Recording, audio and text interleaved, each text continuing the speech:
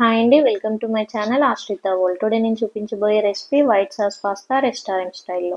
ముందుగా ఒక బౌల్ పెట్టుకొని అందులోకి 3 కప్పుల వాటర్ యాడ్ చేసుకోవాలి. 1 టేబుల్ స్పూన్ ఆయిల్ వేసుకోవాలి. ఇలా ఆయిల్ వేసుకోవడం వలన పాస్తాలు అనేవి ఒకటికొకటి అంటుకోకుండా ఉంటాయి. 1/2 టీ స్పూన్ సాల్ట్ వేసుకోవాలి. ఈ వాటర్ బాగా మరగనివ్వాలి. ఇలా మరుగుతున్న వాటర్లోకి 1 కప్పు పాస్తాని వేసుకొని కలుపుకోవాలి.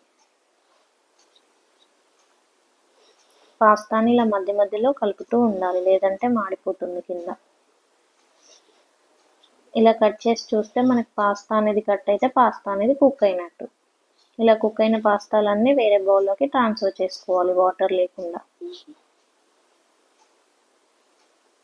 పాస్తాలన్నీ నార్మల్ వాటర్లోకి యాడ్ చేసుకోవాలి. ఇలా నార్మల్ వాటర్లోకి యాడ్ చేసుకోవడం వలన పాస్తాలు అనేది సాఫ్ట్గా అవుతాయి. ఇప్పుడు ప్యాన్ పెట్టుకొని ప్యాన్లో 2 టేబుల్ స్పూన్ల ఆయిల్ వేసుకోవాలి. ఆయిల్ బాగా హీట్ అవ్వనివ్వాలి. ఆయిల్ హీట్ అయ్యాక ముందుగా కట్ చేసుకొని పెట్టుకున్న 4 వెల్లుల్లిపాయల్ని యాడ్ చేసుకోవాలి.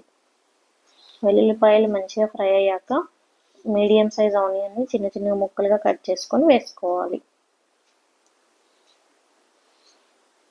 ఇందులోకి 1 టీ స్పూన్ క్యారెట్ యాడ్ చేసుకోవాలి. క్యారెట్ ముక్కలు,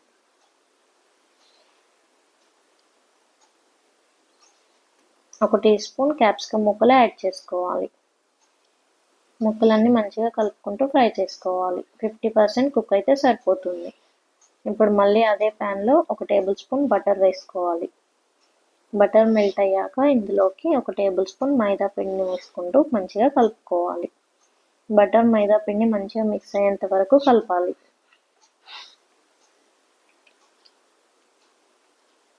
ఇలా బటర్ మైదా పిండి మిక్స్ అయ్యాక ఇందులోకి కొంచెం కొంచెం పాలు వేసుకుంటూ కలుపుకోవాలి.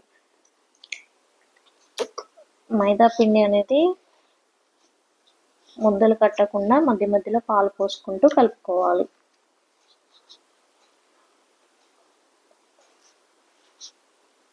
ఇప్పుడు మనం ఇందులోకి ముందుగా ఫ్రై చేసుకొని పెట్టుకున్న క్యాప్సికమ్, క్యారెట్, ఆనియన్స్ని యాడ్ చేసుకోవాలి. యాడ్ చేసుకొని బాగా మిక్స్ చేసుకోవాలి.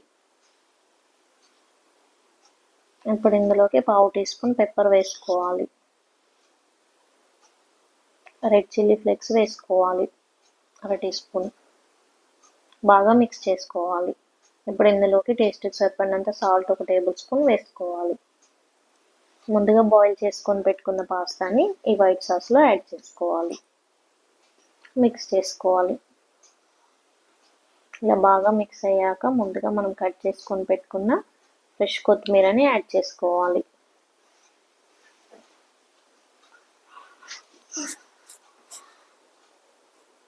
పాస్తా రెడీ అయింది. Yummy yummy pasta ready. Thank you for watching. Please like, share, subscribe my channel.